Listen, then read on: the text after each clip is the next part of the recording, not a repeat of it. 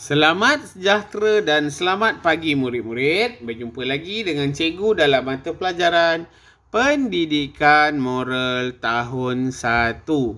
Baiklah murid-murid, hari ini kita masih lagi di bawah unit 8 iaitu bertindak adil.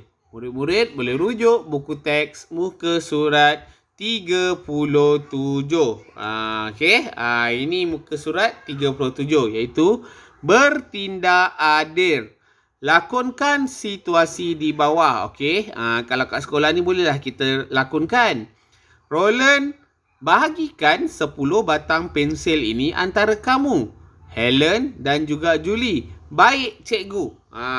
Baiklah, sebelum kita tengok macam mana Roland bahagikan, mari kita imbas kembali apakah maksud bertindak adil yang telah kita pelajari semalam.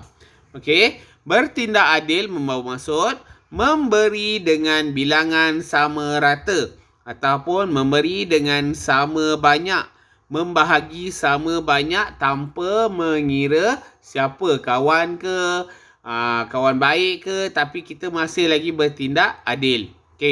Ataupun maksud dia lagi satu ialah melakukan suatu perkara yang betul. Semalam ada seorang polis tu dia saman je kereta tu kan. Dia tak kira kereta tu adik dia punya ke, kawan baik dia punya ke, jiran dia punya ke, kereta tu dah buat kesalahan jadi dia tetap saman. Itulah sikap adil. Mari kita tengok apa yang Roland buat. Roland telah diberikan 10 batang pensel oleh cikgu. Cikgu beri 10 batang pensel kepada Roland. Cikgu kata, cikgu mengarahkan Roland membahagikan pensel tersebut kepada dia tu Roland lah, Helen dan juga Julie. So ada 3 orang murid. Roland, Helen dan juga Julie. Cikgu suruh bagikan 10 batang pensel tu kepada 3 orang murid. Mari kita lihat cara Roland membahagikan pensel tersebut. Adakah Roland bersikap adil? Jom kita lihat. Ini dia. Roland diberi 10 batang pensel. Ni Roland dapat 10 batang pensel. Roland telah mengambil 6 batang pensel untuk dirinya sendiri. Tengok ni murid. Siang-siang dia dah ketepikan 6 batang pensel untuk diri dia sendiri. Kemudian Helen diberi 3 batang pensel. Helen pula. Helen diberi 3 batang pensel. Helen beri 3. Julie hanya diberi 1 batang pensel sahaja. So, Julie baki dia 1 batang pensel. 6 tambah 3 tambah 1 dapat balik 10 batang. Kita ulang balik. 10 batang yang cikgu bagi tu, 6 batang Roland dah ambil sendiri. Dia dah ketepikan untuk diri dia. Kemudian 3 batang diberi kat Helen.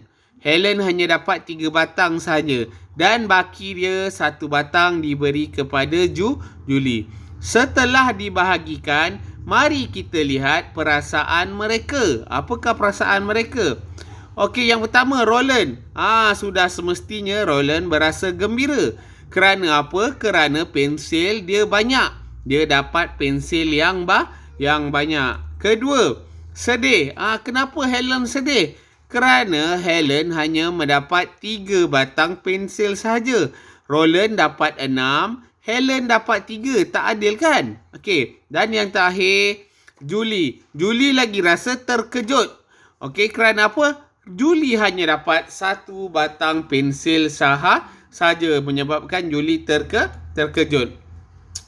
Mari kita bincangkan. Adakah tindakan Roland ini adil ataupun tidak? Adakah Roland bersikap adil? Pada pandangan murid, Roland dapat 10. Lepas tu dia bagi kepada diri dia, ambil 6 batang. Helen dapat 3 batang. Julie dapat 1 batang. Adakah dia bersikap adil? Betul murid. Roland tidak bersikap adil. Betul jawapan murid. Roland tidak bersikap adil. Kenapa? Mengapa Roland tidak bersikap adil? Mengapa? Kerana Roland tidak membahagikan pensel itu secara sama rata. Tengok tak sama rata. Roland dapat banyak, Alan dapat sikit, Julie dapat lagi sedikit. Okey, jadi Roland ini tidak bersikap adil. Alright, mari kita bincangkan lagi. Apakah kesan jika kita tidak bersikap adil? Apakah kesan jika kita tidak bersikap adil? Apa kesan dia, murid? Kawan-kawan akan berasa sedih. Seperti Helen. Helen sedih dapat 3 batang saja. Julie lagi sedih dan terkejut kerana Julie hanya dapat 1 batang sahaja. Dan seterusnya, kawan-kawan akan membenci kita. Ya, sudah semestinya Julie dan juga Helen membenci dengan Roland kerana Roland tidak bersikap adil. Julie dan Helen pasti tak nak berkawan lagi dengan Roland kerana Roland tidak bersikap adil. Okey, dan akhir sekali kawan-kawan akan bergaduh berebut pensel, dan yang paling teruk sekali mungkin Helen dan Julie tak puas hati, dia akan bergaduh dengan Roland untuk merebut pensel kerana Roland dapat terlalu banyak, 6 batang. Boleh murid?